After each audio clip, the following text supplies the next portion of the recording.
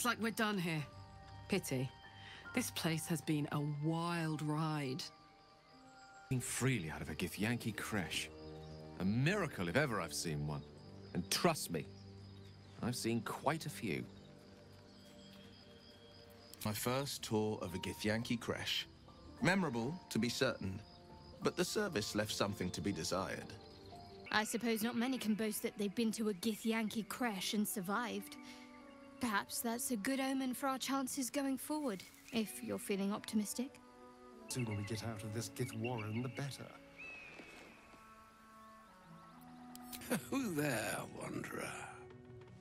Stay thy course a moment to indulge an old man. Elminster? The very same, Gale.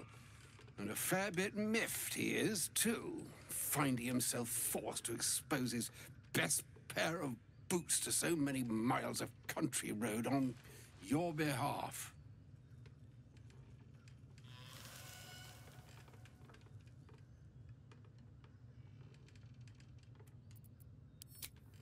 Meet Elminster Aumar. A good friend of mine, but rather more significantly, he's the most famed and respected wizard in the realms. Am I, indeed?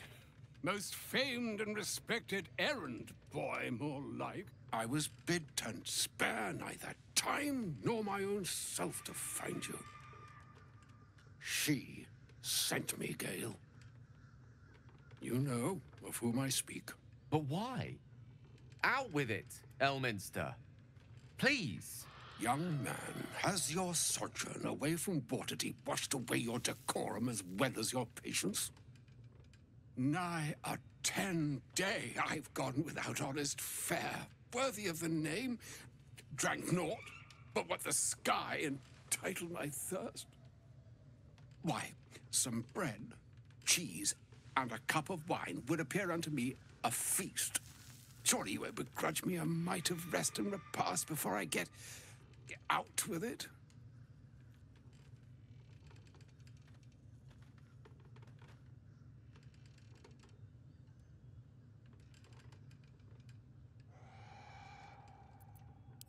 And a great kindness that would be. See, Gale, even in these barren parts, the art of hospitality begets inspired new works, if only one keeps up the practice. Oh, for the love of... This way, then? To your camp. Oh, don't dawdle now, lad. You're the one who's in such a frightful hurry. Oh, nigh on 13 centuries old and he still thinks with his stomach. We'd best follow and see if he's more disposed to speak plainly once it's stopped its grumbling.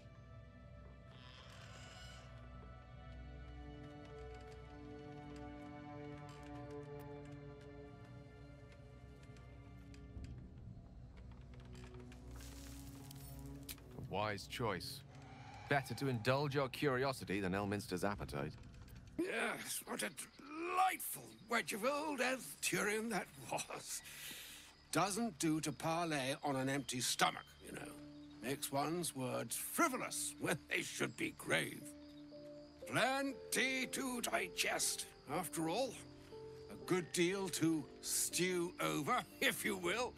Words ladled with import should be savored so as to better absorb their meaning. Wouldn't you agree? Elminster! Right. You see,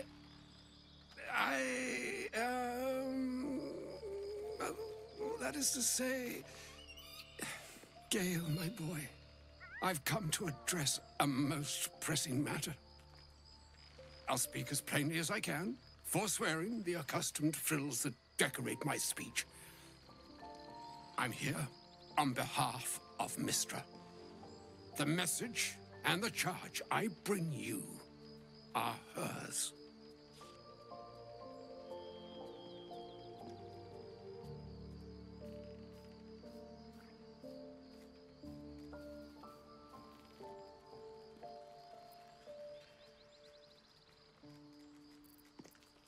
Oh, Mistra's delicate feet are ill-suited for the hardships of the road. You know where you went wrong, Gale. No, we needn't dwell on that here and now. But even so, you're to be given a chance of redemption. Mistra would consider forgiveness. She would consider what she considers to be forgiveness. Mistra is aware of the misadventures that have befallen you both. She knows of your strife with the Absolute, that most insidious of evils.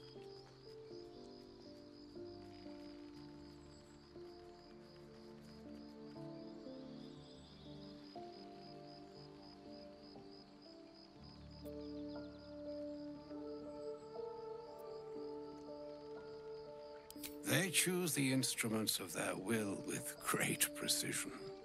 Sometimes the single drops we think we are do not realize what waves we are building up to be. Do not discount yourself, and by the same token, do not discount your enemy. You must know that the Absolute is more dangerous than you can possibly conceive. It threatens all who live, even those who are undying. It threatens the gods, the weave, the very fabric of the universe itself. That is why I have come here to charge you, Gale, with its destruction. It is Mistra's belief that only you can.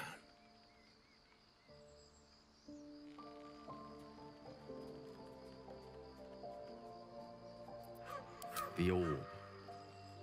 Precisely. Mistra has granted me the power to stop the clock, as it were, on the orb's rush to overpower you. Instead, you will be able to unleash its lethal combustion at will. Interesting. This could be help or hindrance. We shall have to see. You must find the heart of the Absolute, whatever that may be, and use yourself as the catalyst that will burn it from this world.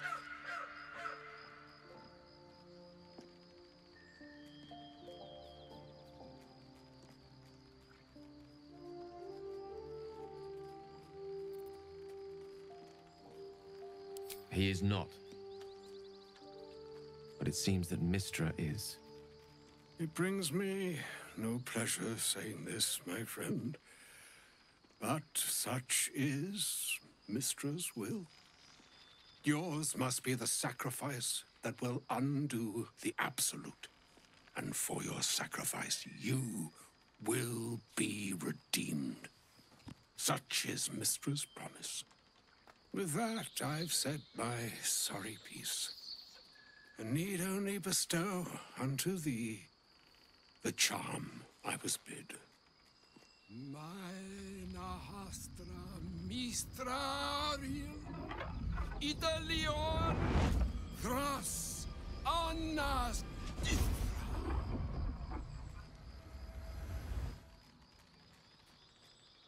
It is done. Both charge and charm have been committed into your care.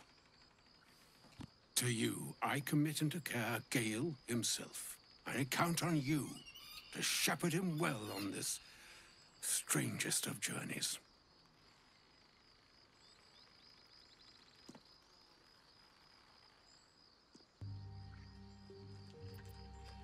Or some other fortune altogether. Like moons make swell and wane the nescient seas, so too the sky-strewn gods ordain the tidal fates of mortal days. And yet, an ocean born in lonely hours, come ebb, come flow, come all that is beyond the breadth of our dominion. Be a moon unto yourself. Even the waves of fate can break upon the shores of will. Farewell, my friend. Farewell, Elminster. I'm glad she chose you. An audience with Elminster is never less than memorable. I'd have hoped to introduce you to him in less dire circumstances. But those are hard to come by these days.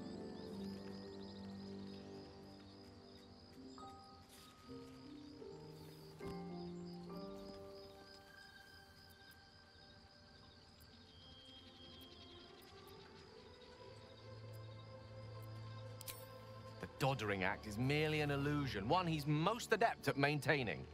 Elminster is the most formidable wizard in the realms, perhaps in existence. For Mistra to have sent him, the severity of her bidding could not be clearer, or weigh more heavily on me. Time seems so infinite when you're young. A month is an age. A year is a lifetime. It is a strange feeling to realize how little of it one might have left. Of course, we offer the clearest solution to our problem. All I have to do is find the right place and time, close my eyes, and let go. Then the slate will be clean. Wrongs will be righted, the absolute will be gone, and I along with it.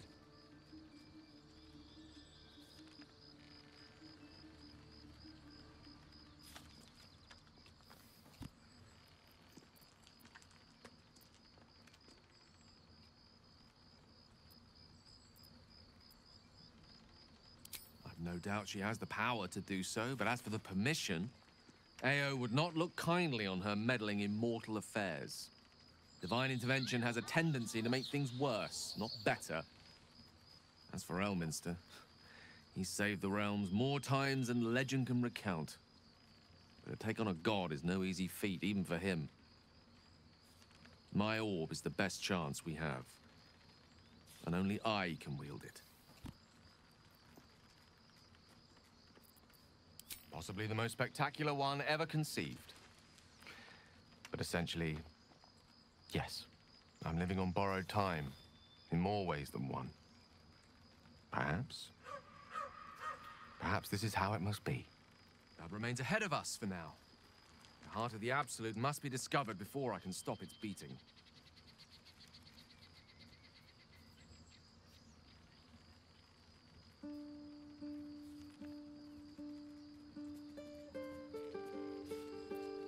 Let's save such certainty for the moment such a decision is upon us.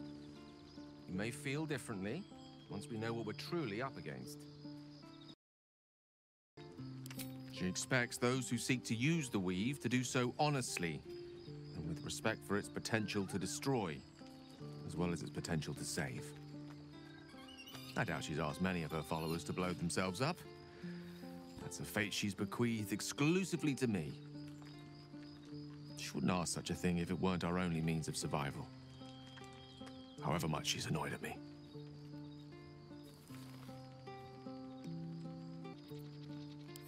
Oh, you know me, ever the optimist. I'm trying to focus on the positives. Truth is, I was living on borrowed time already. Consuming those items would only have kept the orb sated for so long. If anything, I feel more at peace than I have in months. At least now I know my death will have purpose. It won't be a distant bang in the footnotes of history. I can't believe Mistress demanding Gale sacrifice himself to destroy the Absolute. It's just a waste of a perfectly good cult that we could be controlling. And a waste of a perfectly good Gale, I suppose. Oh, was that Gale's granddad?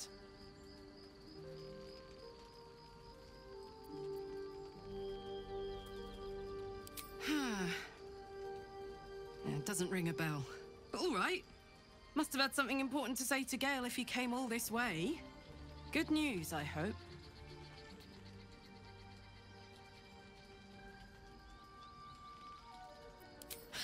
Whoa now, he's got a... Well, I guess that would explain a little, but... Mistra? I mean, this is a lot to take in. What's he going to do?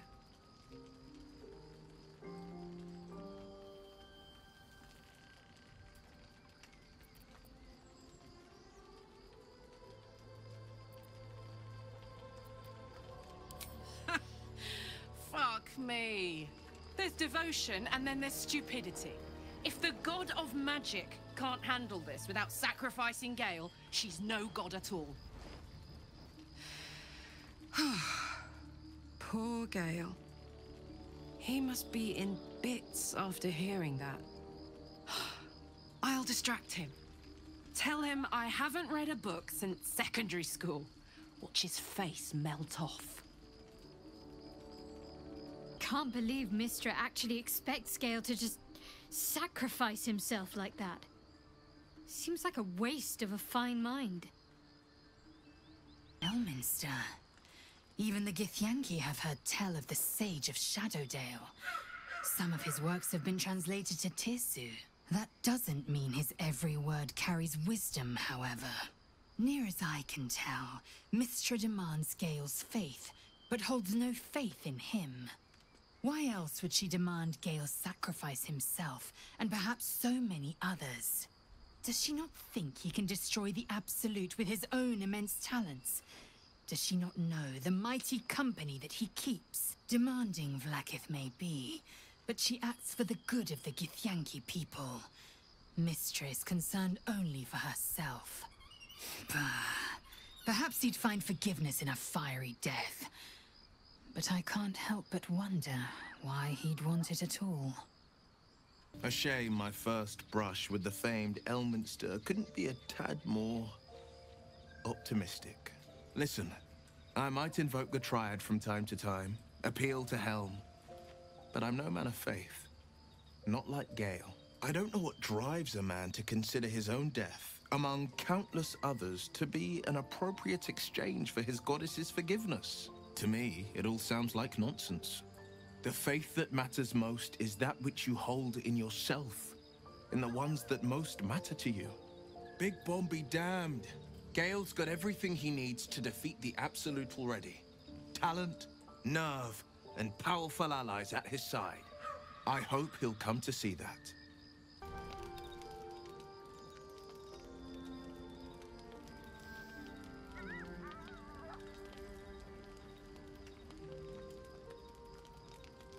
Supreme Kithrak, has Vlaakith sent you to slay me with your own blade? I've not come to kill you, Laezel. I've come to aid you. Don't trust him.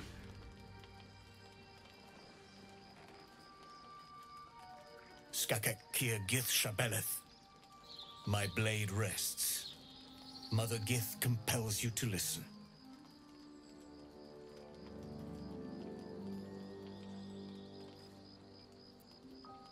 Speak. My ear is yours. I know you carry the astral prism, Laezel. Within it lies the seed of Vlaakith's demise, and I intend to help you bring it to fruition. Vlaakith's demise? Skaketh! I should run you through for suggesting it.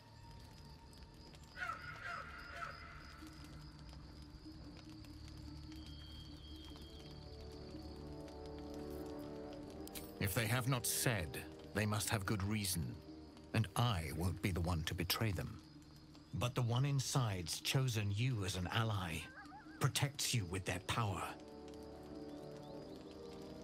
That very power will be the end of Vlaakith's tyranny. The Prism's tenant must be let loose. I've sought their freedom for eons. When the Prism went missing, I feared the worst. Instead, you've granted the opportunity I've so long awaited. All that remains is the key that unchains them. And I've found someone who I believe can provide it. Bring the Prism to Baldur's Gate. I'll be waiting in a taproom called Shares's Caress. That is where we decide the fate of my people. Laezel, together we will break our chains and be Vlaakith's slaves no longer. I am no slave, just still Kithrak. The Undying Queen is my freedom. It is she who will purify me, and she who will ascend me. Lies, Laezel. Every last one. There is no purification, no ascension.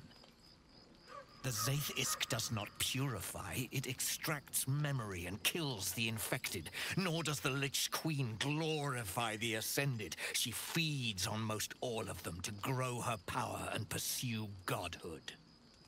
Madness! You flood me with this heresy.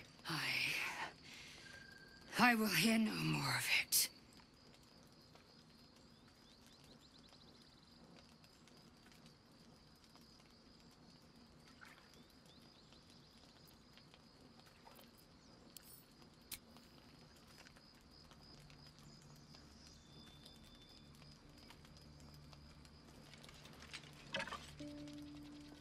I served Vlaakith the whole of my life. Learned her words, fought her battles, yet she names me her Sharlak. Your words carry truth. I will meet you in Baldur's Gate. Do not make me regret it.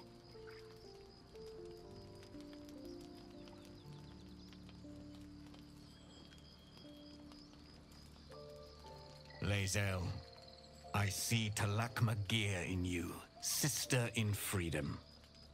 Together we will be our people's light. Take this. It is a Quanith, a psionic detector. The Queen's warriors hunt you.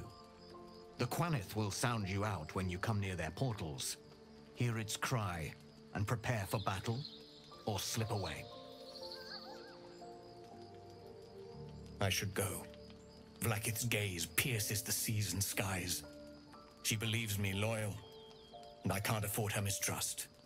Keep the astral prism close. Let no one take it from you. Slay any who try. Now to Baldur's Gate. I'll be waiting, Laezel.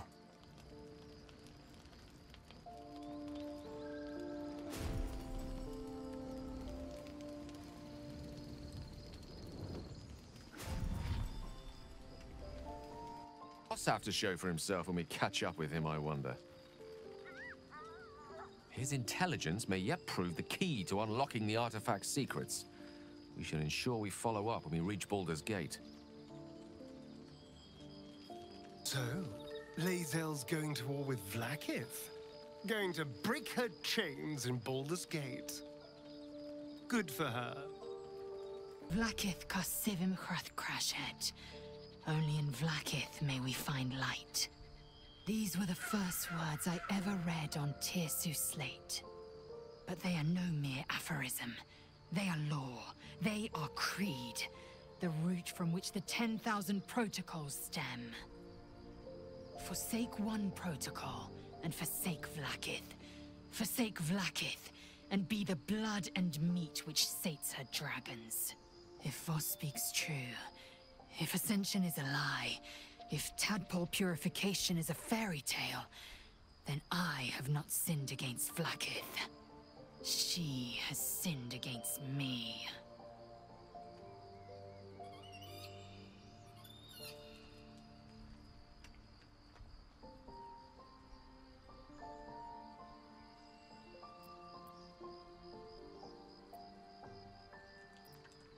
I don't know. I can't know. And that drives me mad. At first, I thought them an illithid deception, a trick of the tadpole. But the dream figure is real. It lives in the prism. Voss believes they are the seed of Vlaakith's demise and the agent of Githyanki freedom. And I believe he may be right. Ascension is a young Githyanki's greatest honor. Long ago, the Geich enslaved my people. They dominated our minds and bred us for war, until Great Mother Gith took a hammer to our bonds. From the day of our hatching, young Gith have one purpose: to train hard enough to slay a Geich and take its head. Then, we speak the rite of Ascension, and a red dragon comes to fly us to Vlaakith, in Tunarath, City of Death. We are honored with an eternal home in the astral, celebrated for our victory. We are ascended. Or so I believed.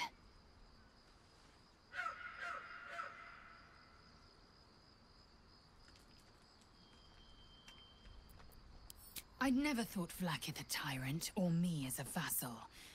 She was the source of my might, and I, a warrior, a champion, a destroyer. But if Voss is right, and Vlaakith consumes the Ascended to gain power, then I am no destroyer. I am mere livestock, bred to be harvested and devoured. Every Githyanki is a slave with a singular purpose. Not to cull the Geich, not to prevent their grand design, but to raise Vlaakith to true godhood.